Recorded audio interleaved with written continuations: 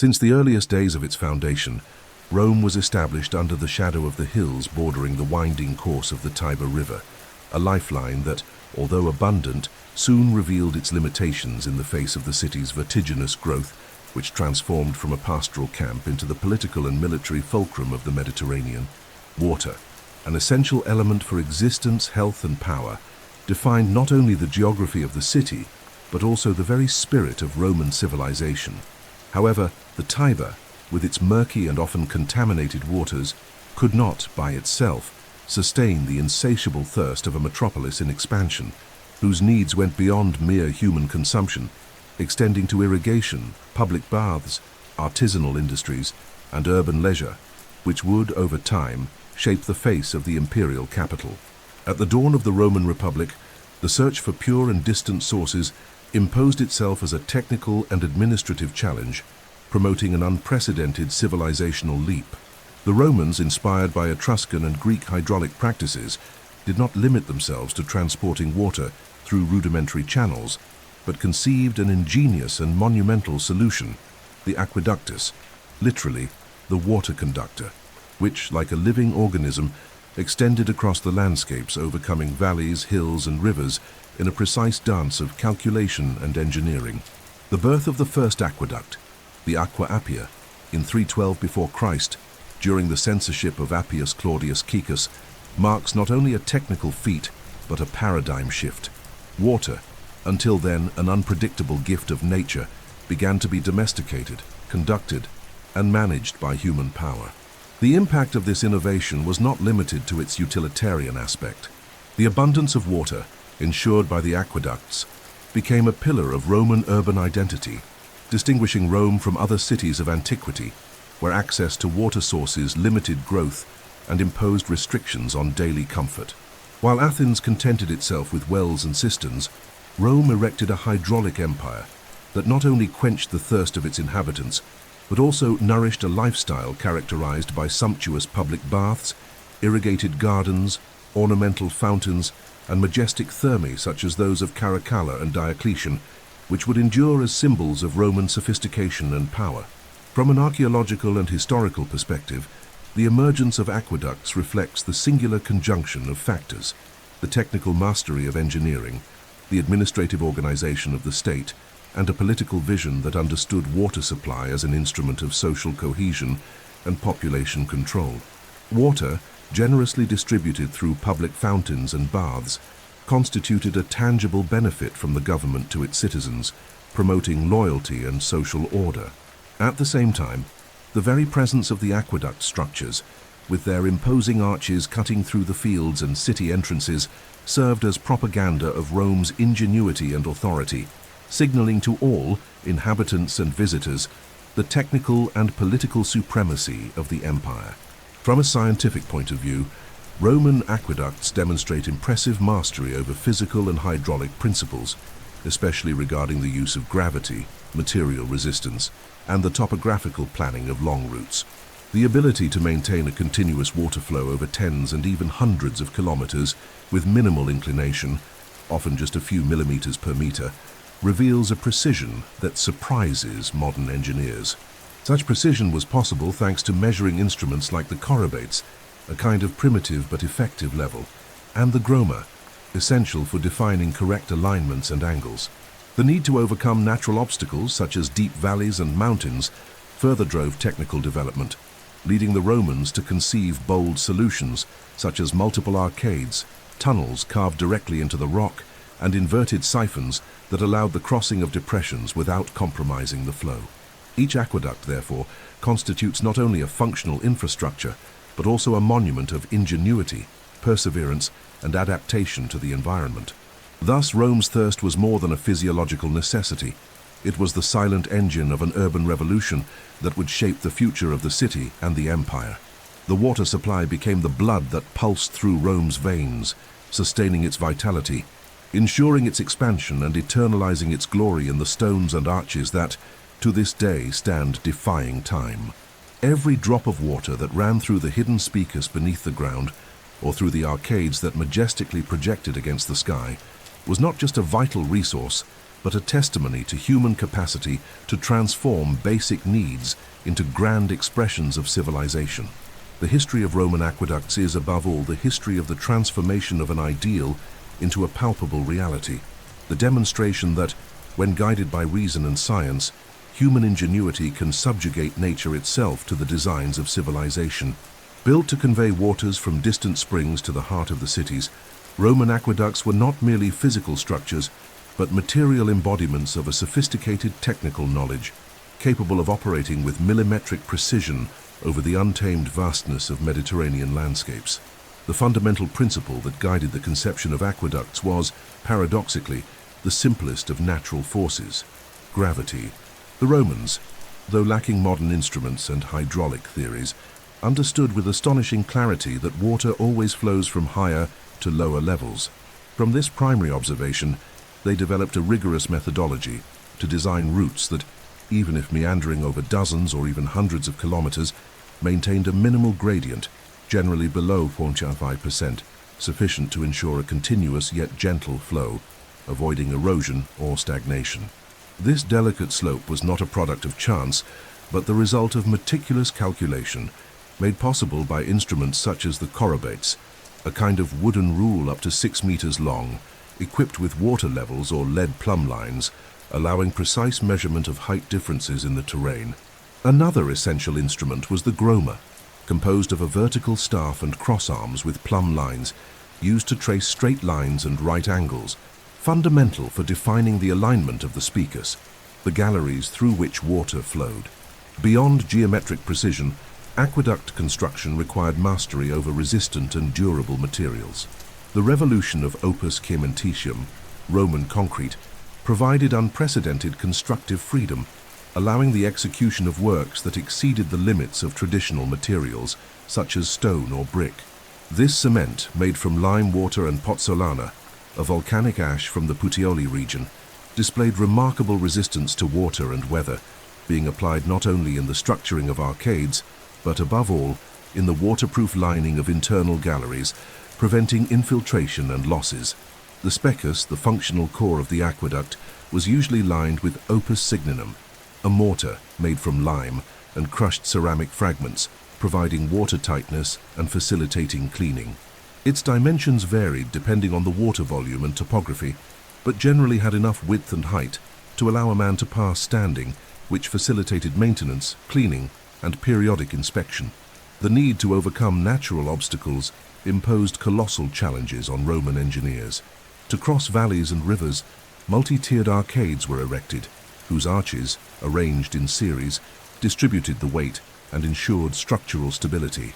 The most emblematic example is the Pont du Gard in Gallia Narbonensis, where 3 levels of arcades support the upper channel that carried water over more than 50 kilometers to the city of Nemausus, modern-day Nimes. To overcome abrupt depressions, inverted siphons were employed, ingenious systems composed of lead or stone pipes that, obeying the principles of communicating vessels, allowed water to descend a slope and rise with the same pressure on the opposite side, resuming the root level. In the underground sections, the Romans also demonstrated extraordinary skill in excavation. Using picks, hammers, and wedges, they opened tunnels in rocky masses, often hundreds of meters long, as evidenced by the remains of the Aqua Claudia and Aqua Marcia.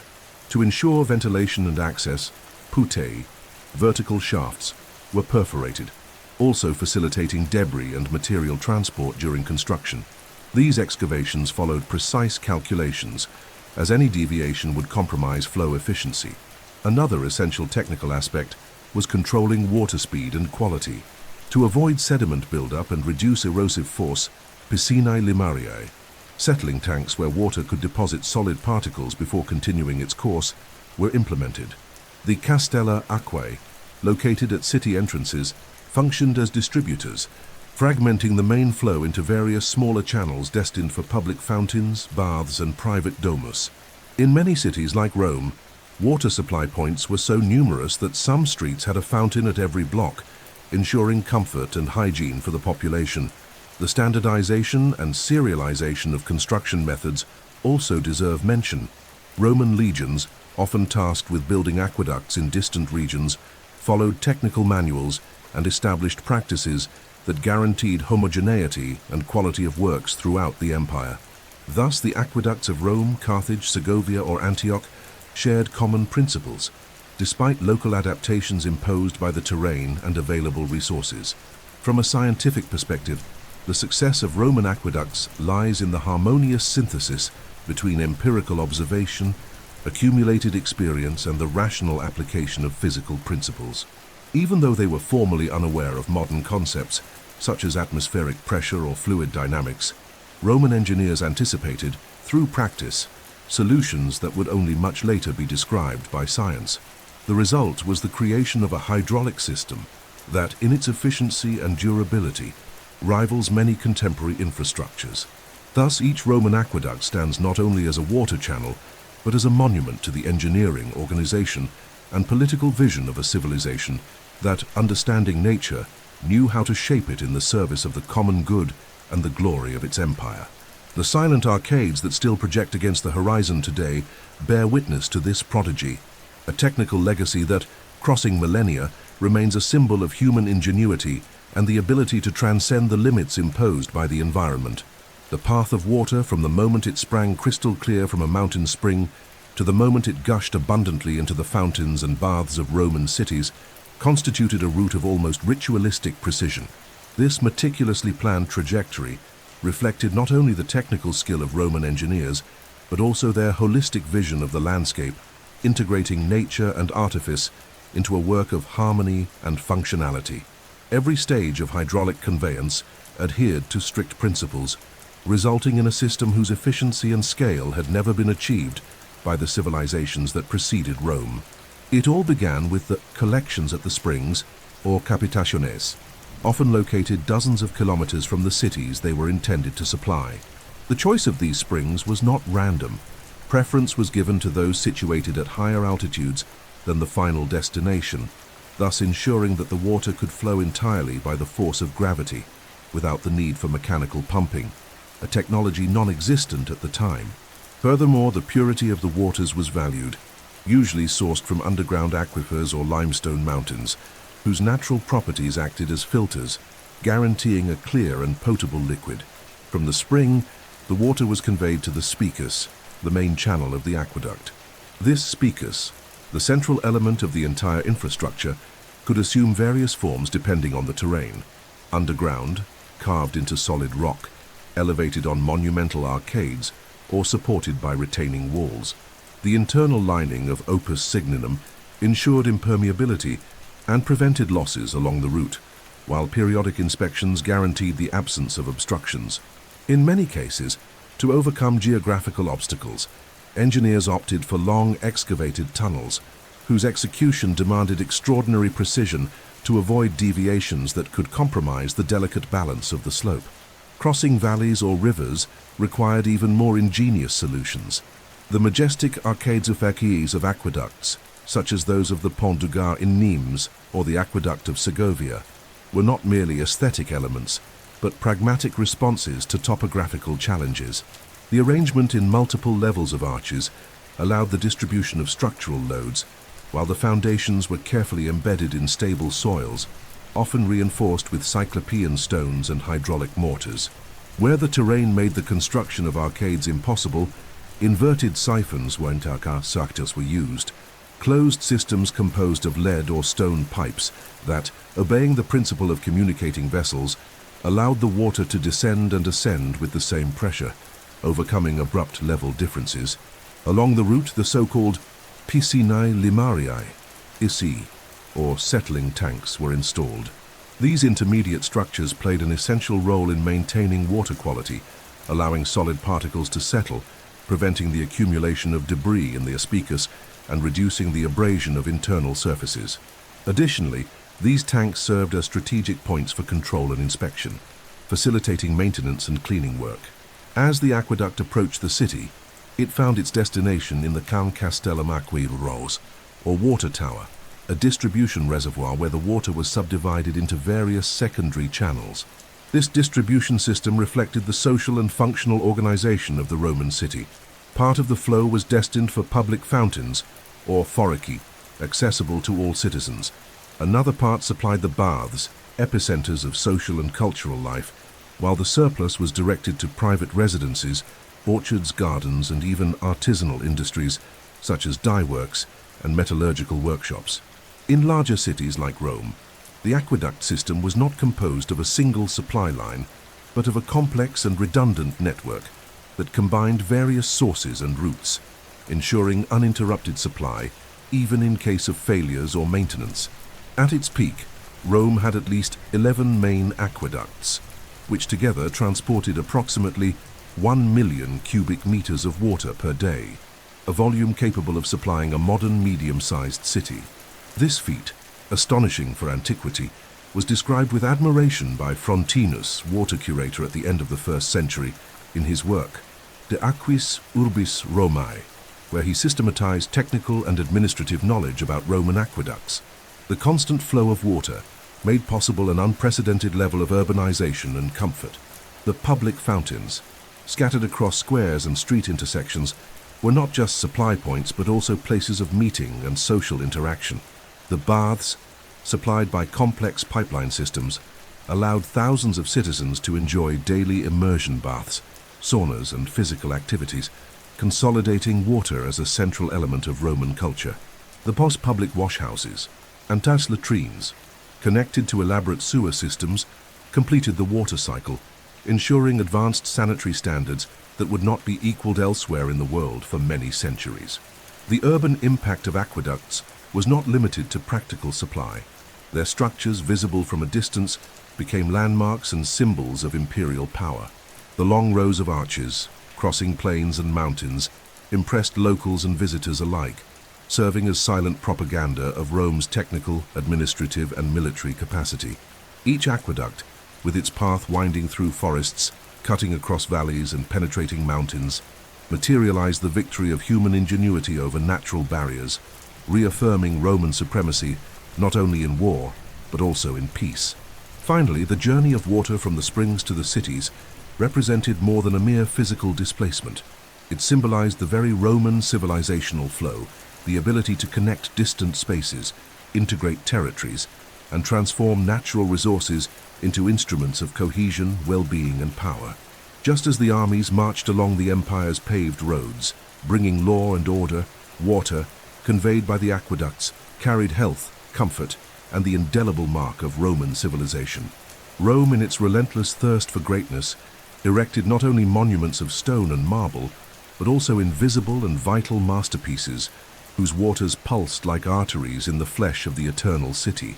Each aqueduct, more than a mere supply structure, was a silent testament to Roman ingenuity, a monument to persistence, science, and mastery over the landscape. At the height of the empire, Rome was sustained by an impressive network of aqueducts, intertwined in a complexity as functional as it was symbolic, ensuring the metropolis not only the luxury of baths and ornamental fountains, but also the essential functioning of its urban machinery. The first milestone of this hydraulic epic was the Aqua Appia, inaugurated in 312 before Christ by the censor Appius Claudius Caecus, the same responsible for the famous Via Appia. Simple in conception but monumental in significance, the Aqua Appia stretched approximately 16.5 kilometers, most of its route hidden underground, a prudent choice in the face of constant military threats and the risk of sabotage. It drew its waters from springs located to the east of Rome, and though modest in capacity, paved the way for the even more ambitious undertakings that would follow. Its construction marks the beginning of a conscious and continuous state policy of water management, elevating water to the category of an essential public good. A few decades later, the city witnessed the emergence of the Aqua Annio Vetus Scantices in 272 before Christ, with about a 63 kilometers height of extension, more than 4 times the length of the Appia. This work, financed with the booty from Rome's victory over Pyrrhus, stood out for its technical boldness. By capturing the waters of the river Aniene, distant and voluminous, it demonstrated that Rome mastered not only nearby springs, but also significant river courses, challenging the geography with a complex route composed of tunnels and arcades, many of which are still visible today in the territory of Latium. The 2nd century before Christ. brought the realization of one of the most important and admired Roman aqueducts, the Aqua Marcia, completed in 140 before Christ. Under the direction of the praetor, Quintus Marcius Rex, the Marcia became famous for its waters of exceptional purity and freshness, originating from springs near Subiaco, more than 90 kilometers from the capital. This remarkable work, beyond its extensive course, stood out for its refined engineering. Majestic arcades crossed valleys and plains, while siphons and excavated galleries ensured the continuity of flow. The superior quality of its water made the Marcia the favorite of the aristocracy and the most luxurious baths, consolidating its fame in Roman tradition. During the period of the empire's greatest splendor, under the emperors of the Julio-Claudian dynasty, Rome witnessed the construction of two of the most colossal hydraulic works of all antiquity, the Aqua Claudia and the Janio Novus, both initiated under Caligula and completed under Claudius in 52 after Christ. These works represented the pinnacle of Roman engineering, both in scale and sophistication. The Aqua Claudia, capturing waters from the Carulius and Curtius springs in the upper Aniene Valley, extended for about 69 kilometers, part of which over majestic arcades crossing the Latin Valley and penetrating the urban perimeter through the famous Porta Maggiore. Its grandeur and the beauty of its structures made it one of the symbols of imperial power, evoking an aesthetic that united functionality and monumentality. The work was so well executed that it remained in use for more than 5 centuries, resisting earthquakes, wars, and the very collapse of the empire. In parallel, the Janio Novus, with its impressive 87 kilometers, was consecrated as the longest and most voluminous of Roman aqueducts.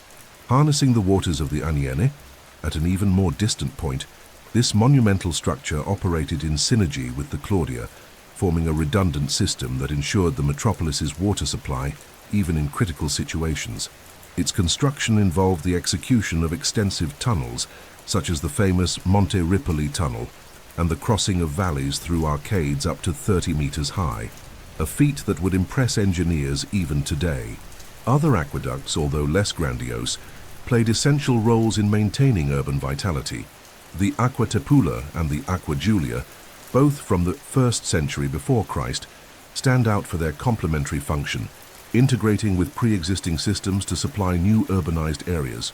The Julia in particular, promoted by Agrippa, son-in-law of Augustus, illustrates the imperial policy of expanding and beautifying the city, associating water supply with the ideological project of a renewed and glorious Rome.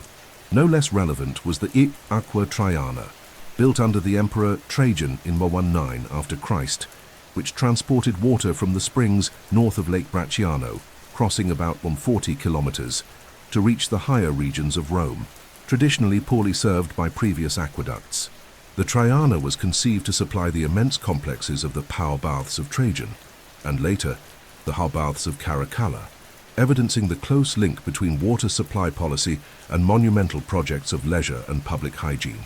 Finally, it is essential to mention the Biu Aqua Alexandrina, inaugurated in 226 after Christ by the Emperor Severus Alexander. This aqueduct, about 22 kilometers long, symbolized one of the last great hydraulic undertakings of imperial Rome, intended to supply the new eastern baths of the city and attesting, even amidst the decline of central power, to the persistence of the Roman tradition of urban expansion and renewal through the mastery of water. Each of these aqueducts, with its technical particularities, routes and capacities, integrated into a meticulously articulated system that gave Rome an unparalleled status among the cities of antiquity. While other cities depended on limited sources or rudimentary systems, Rome boasted a hydraulic network that fed public fountains, baths, gardens, and private houses, promoting a standard of living that was comfortable, hygienic, and refined. The legacy of these works remains visible not only in the ruins that still punctuate the Roman landscape, like the majestic Ponte Lucano, but also in the historical memory that recognizes in the aqueducts one of the most extraordinary achievements of ancient engineering and administration. Thus, the main aqueducts of Rome are not just archaeological testimonies, but living chapters of a civilizational epic in which water, tamed, conveyed, and celebrated, became a symbol of power, intelligence, and permanence. The murmur that once echoed through the Specus now resonates in the silent contemplation of those who walk in our own eras among the vestiges of this engineering that, in its essence, has never ceased to flow. Rome's ambition was never contained within the limits of the Servian walls. Its expansionist vocation, first as a republic, then as an empire, radiated through armies, laws, languages, and customs, but also, and perhaps most tangibly, through public works that shaped the provinces in the image of the metropolis. Among these works, none was as emblematic, functional, and transformative as the aqueducts, which, multiplying across distant territories, made tamed water an unequivocal symbol of Romanization, progress, and Roman technical supremacy. The spread of aqueducts throughout the Roman world did not occur out of mere whim or ostentation. It responded to the pragmatic need to provide new cities, founded or reorganized under the Roman model, with the indispensable conditions for the flourishing of urban life: regular water supply for human consumption, public hygiene, leisure, and industry. Thus, from the plains of Gaul to the deserts of Africa, from the valleys of Hispania to the hills of Asia Minor, the arcades of the aqueducts began tracing imposing lines over landscapes once wild, transforming nature and reorganizing ways of life. One of the most famous examples of this imperial engineering is found in Gallia Narbonensis, present-day southern France, with the monumental Pont du Gard, near Nîmes. Built in the first century after Christ, this aqueduct, with its 49 meters of height and 275 meters of length is in the bridge section, crosses the Garden River with 3 levels of perfectly balanced arcades, composing a landscape of rare aesthetic harmony and technical rigor, designed to transport about 20,000 cubic meters of water per day.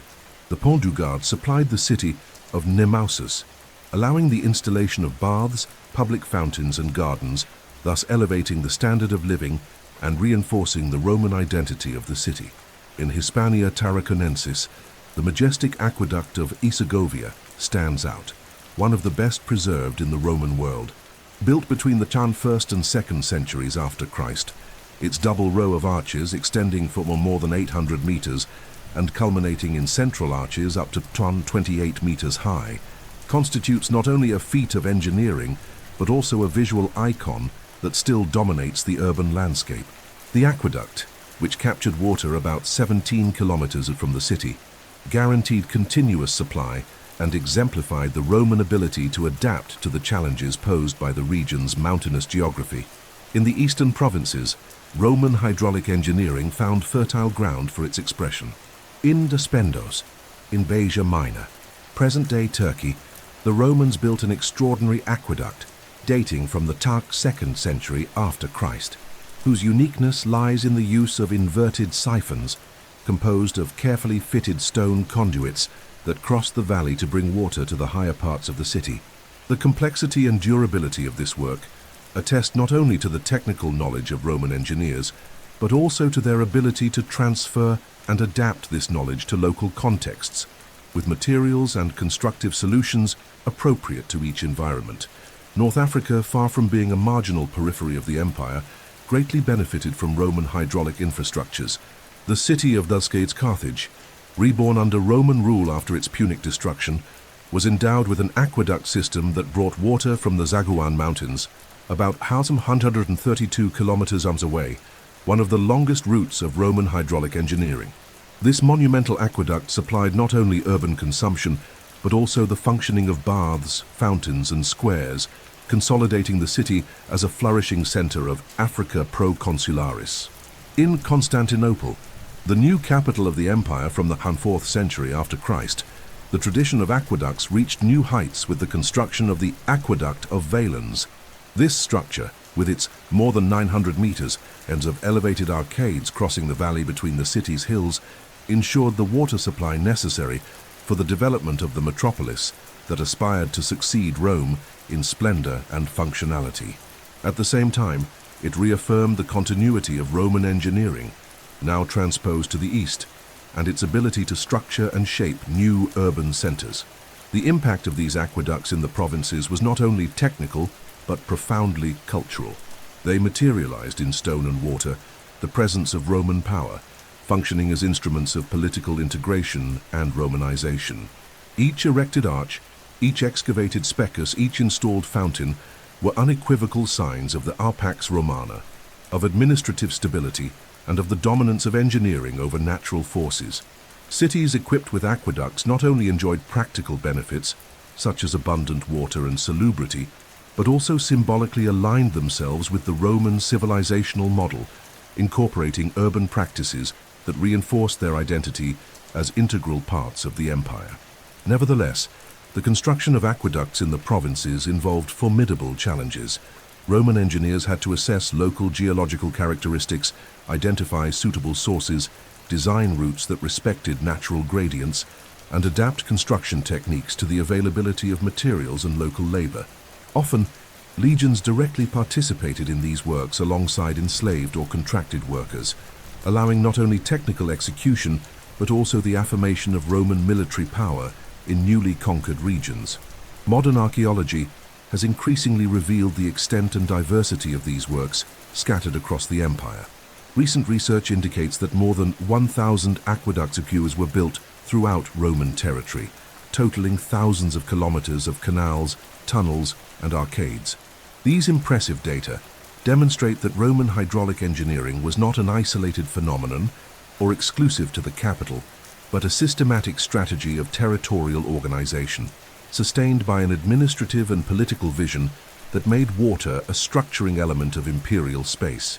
Thus, the Roman Empire was not only a political and military entity, but also a hydraulic empire, whose cohesion was also expressed in the continuous and disciplined flow of waters irrigating distant cities, unified by the same technique, the same conception of urbanity, and the same civilizational ideal. Each aqueduct, lost in the mountains of Hispania or emerging from the sands of Africa, is a silent vestige of this complex and vital network that made water not merely a satisfied necessity, but an affirmation of Rome's power and permanence. Roman aqueducts were not merely silent machines transporting water across valleys, mountains, and cities. They were also catalysts of profound transformations that shaped the habits, aesthetics, health, and very conception of urbanity in the Roman world. Water, elevated from the status of a natural resource to that of a structuring element of social life, transcended its utilitarian function to become a symbol of civilization, comfort, and cultural superiority over the peoples that Rome subjugated and assimilated. The social impact of aqueducts manifested above all in the democratized access to water.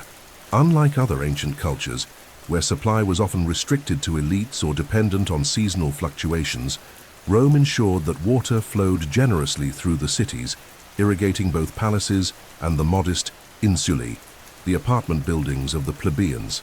Public fountains, or pasti lacus, were scattered throughout neighborhoods, functioning not only as supply points, but also as natural centers of social life, where neighbors met, discussed politics, or simply shared the everyday rituals of urban existence. The Maisons-Bathsumai, monumental complexes of public bathing, were perhaps the most eloquent example of the centrality of water in Roman culture. Supplied by the aqueducts, these structures offered not only baths but also libraries, gymnasiums, gardens, and spaces for socializing, functioning as authentic public clubs accessible to all social classes.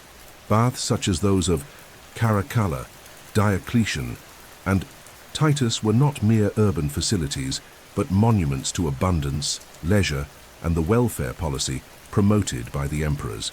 Water, controlled and conducted, became an instrument of pleasure and a fundamental element in the creation of a hedonistic urban culture where the body was celebrated, cared for, and displayed. The hygienic impact of aqueducts cannot be overstated. By ensuring the continuous supply of clean water, Rome managed to establish sanitary standards that, for many centuries, would have no parallel in other civilizations. The regular irrigation of public latrines, with running water that ensured the drainage of waste into sewage systems, such as the famous Cloaca Maxima, resulted in urban sanitation management that reduced the risk of disease and promoted a relatively healthy environment, even in densely populated areas. This standard of hygiene was reflected in public health, strengthening the robustness of urban populations and ensuring the functionality of cities as administrative, economic, and military centers. On a cultural level, aqueducts and the water they transported became recurring elements in Roman iconography, literature, and even religion. Monumental fountains, often adorned with statues of water deities such as Neptune, Io, Oceanus, or Kikiu nymphs, constituted not only functional points but also symbolic landscapes that reinforced the idea of water as a civilizing gift. The emperor himself, frequently associated with mastery over nature, was presented as the great provider of water, the ultimate guarantor of the hydraulic order that sustained the city. In this sense, water was not merely a public good, but a political instrument, a metaphor for the fertility and stability that the imperium ensured. The presence of aqueducts also reconfigured Roman architecture and urbanism.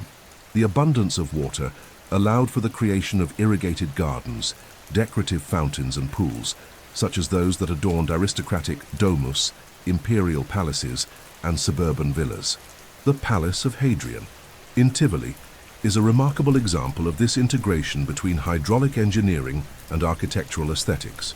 Artificial lakes, fountains, and canals organized the space, creating landscapes of pleasure and contemplation that were only possible thanks to the underlying hydraulic infrastructure. Moreover, aqueducts shaped the very landscape of the cities and their surroundings. The long rows of arcades, with their geometric regularity and monumental grandeur, became unmistakable visual landmarks, defining routes and organizing the territory. Often, aqueducts were deliberately constructed to cross visible areas, functioning as propaganda for Rome's technical prowess, much like triumphal arches and paved roads. The Romanized landscape was therefore one dominated by the visible and functional presence of conveyed waters. The symbolic character of water extended to religion and rituals. In various ceremonies, the pure waters of the aqueducts were used for ablutions and purifications, such as those performed by the Vestal Virgins, responsible for maintaining Vesta's sacred fire, or in the practices of the priestly colleges. Water, clean and controlled, was thus a link between the human and the divine, between the earthly empire and the cosmological order that Rome claimed to embody. From a political perspective, the provision of water was a crucial instrument for maintaining social order and civic cohesion. Emperors and magistrates who invested in new hydraulic works or the maintenance of aqueducts gained prestige and popular support. It is no coincidence that many of the most important aqueducts bear the names of their patrons, eternizing in stone and water their political memory. The curator of the waters, or curator aquarum, a position created at the end of the Republic and consolidated in the empire, held enormous administrative importance, overseeing the distribution, maintenance, and supervision of hydraulic networks, ensuring that water, this vital and symbolic good, circulated in an orderly and just manner. In summary, Roman aqueducts were far more than water conduits. They were vehicles of social, cultural, political, and aesthetic transformation. They allowed Rome and its cities to distinguish themselves from other civilizations, not merely by size and wealth, but by their standard of living, hygiene, monumentality, and the functional and symbolic integration between technique and culture. The constant and silent flow of waters, hidden beneath the earth or visible in lofty arcades, irrigated not only the bodies of citizens, but also the ideological foundations of a civilization that saw, in its ability to dominate and distribute water, the clearest expression of its superiority.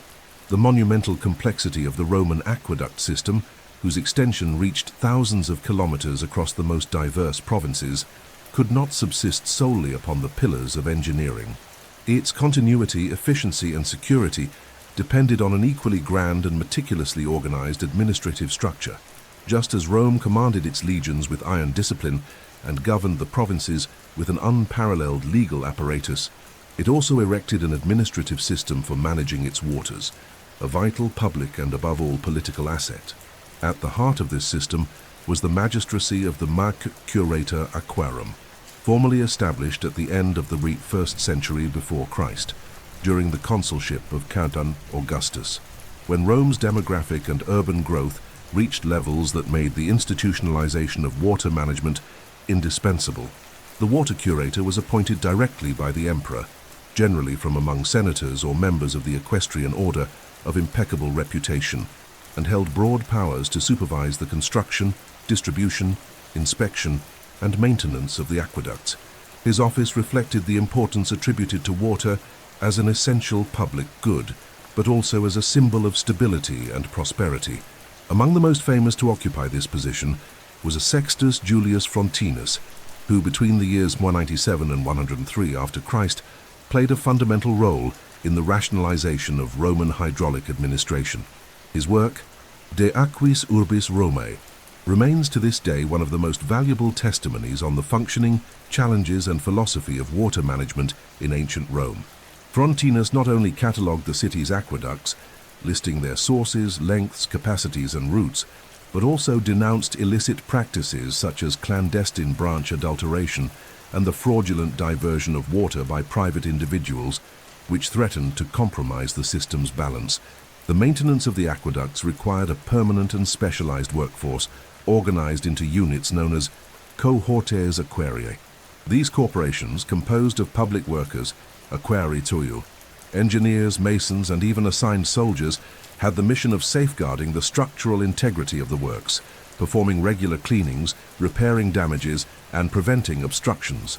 The maintenance routine included the removal of calcareous incrustations, which over time could significantly reduce the spicace's carrying capacity, the inspection of joints and coatings, and vigilance against acts of sabotage or unlawful appropriation. The need for oversight was constant, especially because despite the public conception of aqueducts, water distribution implied tensions and inequalities. Although public fountains guaranteed the population's basic supply, many members of the elite sought private branches, channeling water directly to their villas, gardens, and personal fountains, something permitted but regulated by strict laws and fees. Abuse of this privilege could cause shortages in popular sectors or essential services such as baths and public fountains, provoking conflicts and requiring state intervention. To guarantee equitable distribution and the full operation of the system, the Roman state developed a sophisticated set of legal norms regulating water use. The Pini Lex Quinctia, promulgated in CE 9 before Christ, under the consulship of Augustus, is a notable example, establishing severe penalties against those who, without authorization, damaged aqueduct structures or diverted their course. This legal decree consolidated the notion that water, captured and conducted by public power, was not a private commodity, but a common good, whose management was incumbent upon the state and whose use should benefit the collective. The logistical challenges of maintaining such a vast and complex system were considerable.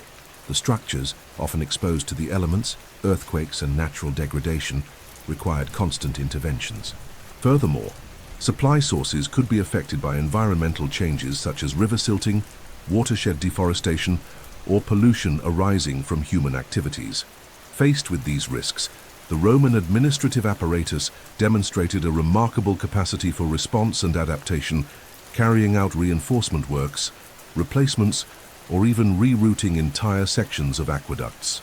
The financing of these operations generally came from public coffers, fed by imperial taxes and contributions from the cities benefiting from the supply.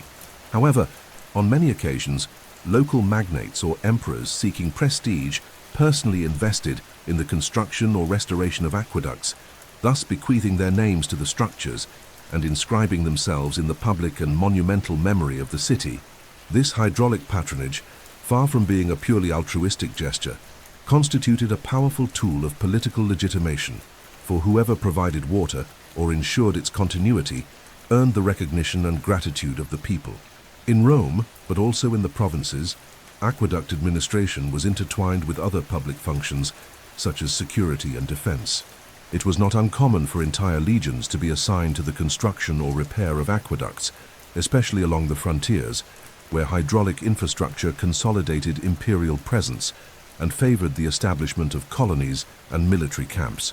Water engineering in this context was inseparable from political and military strategy, forming part of the arsenal of instruments by which Rome consolidated its authority and expanded its dominion. Thus, Roman water administration was not limited to ensuring daily supply. It constituted a model of public management guided by rationality, technique, and the centrality of the common good. Water, conducted through arches and hidden canals, flowed as a metaphor for the empire itself, disciplined, continuous, organized by an administrative machine that, although invisible to most, sustained the life, order, and permanence of Rome. This system, the result of a deeply articulated state vision, was one of the pillars of the Roman world's durability and an invaluable legacy to posterity. The ability to conceive, manage, and maintain a hydraulic network of such magnitude constitutes one of the most admirable chapters in the history of human administration, a testimony not only to engineering, but also to the politics and foresight that defined Rome as the civilization that over the centuries learned not only to conquer, but above all to govern.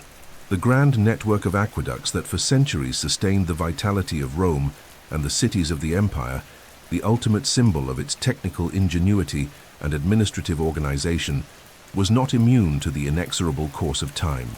Like all human achievements, the waters that once flowed in disciplined order through the Specus would ultimately suffer the impact of political collapse, environmental changes, and social transformations that marked the decline of the Roman Empire. The end of the aqueducts was neither sudden nor uniform, but resulted from a gradual process, reflecting the unraveling of the structures that had once supported one of the most impressive civilizations of antiquity. The collapse of imperial administration, precipitated by barbarian invasions from the 3rd century after Christ onwards, was one of the decisive factors in this process. As Germanic, Visigothic, Vandal, and Lombard armies advanced upon Roman cities, destroying or occupying urban centers, the maintenance of public infrastructures became increasingly precarious. In many regions, aqueducts were deliberately sabotaged by invaders who understood that depriving cities of water meant weakening their resistance and hastening their surrender. In others, the simple incapacity of local authorities to mobilize financial and human resources for the conservation of the works led to their abandonment and progressive ruin. In Rome, the city most identified with its aqueducts, the decline was particularly dramatic. In the year 537 after Christ, during the siege of Rome by the Ostrogoths led by Panks or Vitiges, the aqueducts were blocked and destroyed to prevent the city's supply, then defended by the Byzantine armies under the command of Belisarius. This act marked one of the culminating points of the collapse of Rome's hydraulic infrastructure. The city, which had once boasted 11 aqueducts, functioning simultaneously, found itself reduced to dependence on the Tiber, whose waters were unsanitary and insufficient to maintain the baths, fountains, and sewage systems. The degradation of sanitary conditions and the loss of regular water supply contributed to demographic decline and to the transformation of Rome from an imperial metropolis into a reduced, sparse, and fragmented city. But the decline of the aqueducts did not result solely from external violence or administrative failure. Profound changes in social and economic organization also played a crucial role. The collapse of urban economies, the ruralization of elites, and the breakdown of trade networks reduced the demand for complex hydraulic systems. Cities, once densely populated and intensely urbanized, shrank, and their populations began to live more dispersedly, often returning to more rudimentary water supply practices, such as using local wells and cisterns. The urban culture that had given meaning and purpose to the aqueducts dissolved, replaced by simpler and more self-sufficient ways of life, incompatible with the maintenance of such infrastructures. However, the legacy of Roman aqueducts did not disappear with their practical function. Even in ruins, their structures continued to populate the European, North African, and Middle Eastern landscapes, imposing themselves as indelible markers of Roman presence. Many of these works were partially dismantled, their stones repurposed in the construction of churches, fortresses, or dwellings, a silent testimony to their durability and to the constant recycling of materials throughout history. Others remained as majestic ruins, evoking the memory of a time when water flowed under the command of engineering and politics. During the Middle Ages, the technical knowledge necessary to build and maintain aqueducts of such complexity was largely lost in the West, surviving only fragmentarily in manuals and oral traditions. Only in the Islamic world, particularly in Muslim Hispania, were some Roman hydraulic engineering techniques preserved and adapted, thus continuing, in transformed form, the Roman legacy. In Christian Europe, most medieval cities opted for more modest water supply solutions, such as digging wells, building local fountains, or using surface canals. The revival of interest in Roman aqueducts would only begin in the modern age, driven by Renaissance humanism and archaeological rediscoveries that, from the 15th century onwards, rekindled scholarly fascination with the works of antiquity. Engineers, architects, and antiquarians began to study the remains of aqueducts with renewed admiration, seeing in them not only proof of the technical skill of the ancients, but also sources of inspiration for new hydraulic enterprises. Works such as the Aqua Virgo, restored in the 15th century and still in operation today in Rome, attest to the continuity and revitalization of the Roman hydraulic legacy. In the following centuries, the systematic study of aqueducts became an integral part of classical archaeology and civil engineering, providing modern specialists with a deep understanding of construction techniques, materials used, and the scientific principles underlying Roman works. Discoveries such as the use of opus caementicium and waterproof mortars, the precise application of minimal gradients, and the employment of inverted siphons continue to astonish contemporary engineers who recognize in Roman engineering solutions that in many cases would not be surpassed until the advent of the Industrial Revolution.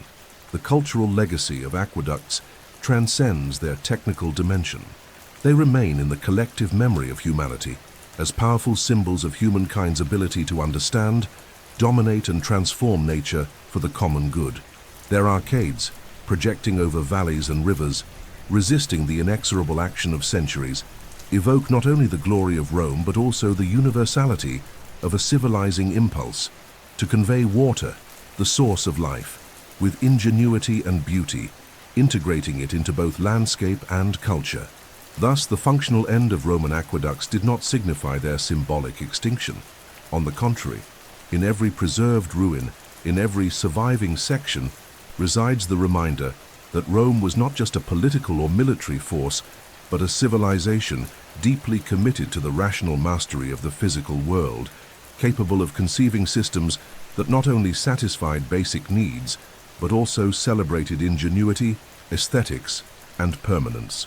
The legacy of the aqueducts is therefore not merely an archaeological relic, but an enduring lesson on the alliance between technique, administration, and culture, a heritage that, even in its ruin, continues to inspire and teach.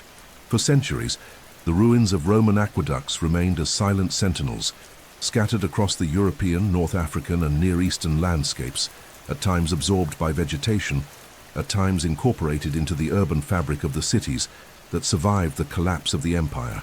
Sometimes viewed as mere debris, other times as inexplicable monuments from the past, these structures aroused, starting in the modern age, a renewed fascination, initiating a long and continuous process of archaeological rediscovery and heritage conservation that transformed aqueducts from mute witnesses of antiquity into precious sources of historical, scientific, and cultural knowledge. The Renaissance humanist movement, by stimulating interest in classical texts and the achievements of ancient Rome, was the first significant impulse in this process. Works such as those of Vitruvius, the famous Roman architect and engineer of the 1st century before Christ, whose De Architectura was rediscovered and published in 86, rekindled interest in Roman hydraulic engineering. Although Vitruvius did not specifically dwell on aqueducts, his descriptions of construction techniques provided valuable clues for scholars of the period, who began to look anew at the monumental arcades and forgotten tunnels. Simultaneously, Renaissance engineers and architects began investigating the physical vestiges left by aqueducts, often motivated by practical needs. The restoration of the Aqua Virgo, carried out under the papacy of Nicholas Fersti in the 15th century, with the aim of feeding the newly emerging Trevi fountain, is a paradigmatic example of how modern engineering and ancient knowledge met. This intervention not only recovered a functional part of the Roman hydraulic system, but also symbolized the cultural and political reappropriation of the imperial hydraulic legacy. In the 17th century, with the advent of classical antiquity, as a systematic object of study, aqueducts began to be described more rigorously and in greater detail. Travelers, antiquarians, and later archaeologists began to record, measure, and draw the remaining structures, contributing to the formation of a documentary corpus that would be fundamental for subsequent studies. Works such as those by Giovanni Battista Piranesi, whose engravings dramatically captured the ruins of the Aqua Claudia and the Anio Novus, fixed in the European imagination the image of aqueducts as sublime vestiges of a civilization in ruins, evoking both the grandeur of the past and the melancholy of its disappearance. With the development of archaeology as a scientific discipline in the 19th century, aqueducts began to be systematically investigated. Excavations carried out in Sarum, Latium, Gaul, Hispania, and various other regions of the former empire revealed not only the extent of the hydraulic networks, but also the construction methods, materials employed, and technical devices such as siphons, settling tanks, and castella aquarum. From these discoveries, it became possible to reconstruct with impressive precision the functioning of supply systems and to understand the profound empirical knowledge that guided Roman engineers. In the 20th century, the advancement of archaeological prospecting technologies such as photogrammetry, remote sensing, and LiDAR allowed for the mapping and analysis of aqueduct routes previously hidden beneath sediment layers or integrated into later structures.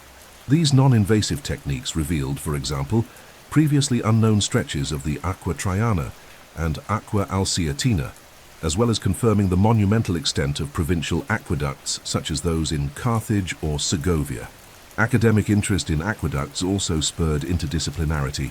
Engineers, archaeologists, historians, geologists, and hydraulic specialists began working together, combining structural analyses, material studies, and hydrodynamic modeling to understand not only the form, but also the performance of Roman aqueducts.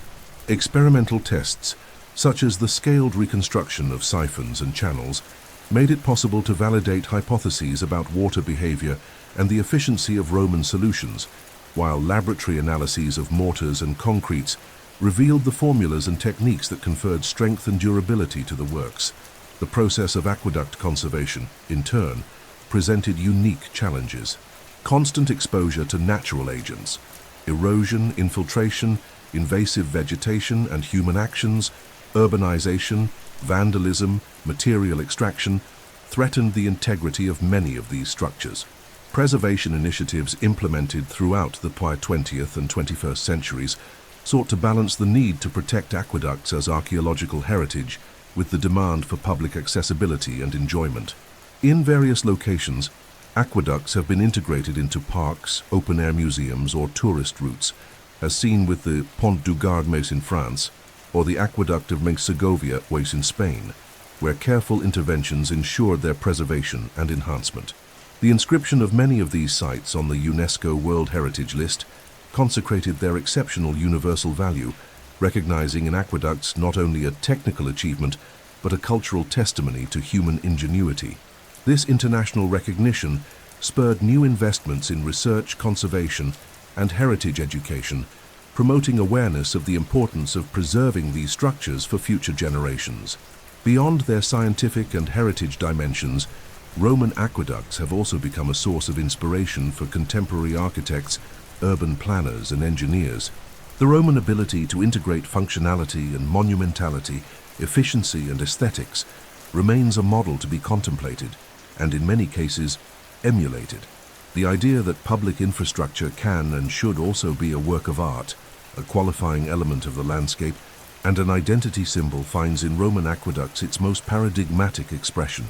Thus, the modern rediscovery of aqueducts is not merely a retrieval of the past, but an active reappropriation of a legacy that continues to inform practices, policies, and worldviews. In every preserved arch, in every excavated spicus, resonates not only the refined technique of Roman engineers, but also the perennial message that the rational mastery of water, far from being merely a utilitarian necessity, constitutes one of the deepest foundations of civilization. In every fragment of arcade that still rises against the sky, in every silent tunnel that remains hidden beneath the earth, rests not only the testimony of Roman ingenuity, but also the deepest metaphor of civilization itself, the human attempt to domesticate the incessant flow of time, to convert the volatile nature of water into a perennial legacy. Roman aqueducts, more than structures of stone, are symbols of the human will to transcend the limitations of the present, to inscribe upon the landscape and upon memory the indelible mark of its passage. In water, Rome found not only a vital resource, but an element of cohesion, power, and beauty. And, conducted from the most remote sources, crossing valleys and mountains, penetrating the walls of cities and feeding fountains, baths, gardens, and washhouses, water was at once nature and culture, brute force and disciplined art, divine gift and human conquest. Its continuous flow materialized the very idea of civilization, the capacity to connect distances, to integrate territories, to create conditions for urban flourishing and the fullest expression of collective life. Aqueducts, in this sense, are not mere artifacts of engineering, but metaphysical monuments that translate the relationship between man and nature, between the transient and the permanent. Water, the essence of life and change, which is never the same at any instant, was channeled, directed, disciplined by the Romans, yet never interrupted. It flowed, silent, hidden or exposed, but always obedient to the path imposed by human reason. So too Rome sought to be, an empire that, though mutable in its borders and forms, aspired to permanence, to eternity, to the urbs aeterna, the eternal city. In the contemplation of aqueducts, even today, we perceive this lesson. Humanity's greatest achievement does not lie in the strength with which it subjugates nature, but in the harmony with which it learns to coexist with it, to shape it without destroying it, to use it without exhausting it. Aqueducts respect the slopes, follow the minimal gradient, adjust to the terrain. They do not violate the landscape but traverse it with lightness and intelligence, as one who understands that true power resides in adaptation, not imposition. Thus, when the stone arcades project over valleys or tunnels pierce mountains, we see not just technique, but also poetry. A silent poetry, made of calculations and resistant materials, but one that speaks above all of the human quest for permanence, for security, for beauty. The water that ran through these works was not only for drinking or bathing, it was the embodiment of the Roman spirit itself, flowing continuously, adapting to the accidents of the land, but always advancing, always conquering, always reaching its destination. And when the aqueducts ceased to conduct water, when the cities declined, when the stones began to crumble under the weight of centuries, the water continued to flow, free, untamed, through rivers, natural springs, and underground layers. Man may build aqueducts, may conduct water, but can never halt its eternal course. So too Rome, though it fell as a political empire, persists as an idea, as a legacy, as a cultural current that flows through the centuries, inspiring civilizations, awakening admiration, provoking reflection. Roman aqueducts are, therefore, the most perfect image of this duality. They are ruins, but also permanence. They are testimony to a past that has ended, but also to a capacity that has not been extinguished. Each time we admire their arcades, their perfectly symmetrical arches, we are reminded that water, whether conducted or free, is always a metaphor for time, which passes, transforms, wears down, but also renews, fertilizes, and gives life. And thus, as we conclude this journey through the art of bringing water to cities, we realize that we have spoken not only of engineering or history, but of one of the highest expressions of human culture, the capacity to transform a vital necessity into a monumental feat, to convert the urgency of survival into beauty, into memory, into symbol. Water, eternal and fluid, and Rome, eternal and monumental, found in the aqueducts their most sublime intersection, perpetuating themselves together in the landscape, in history, and in the imagination of all those who, centuries later, still marvel at the serene grandeur of these silent works.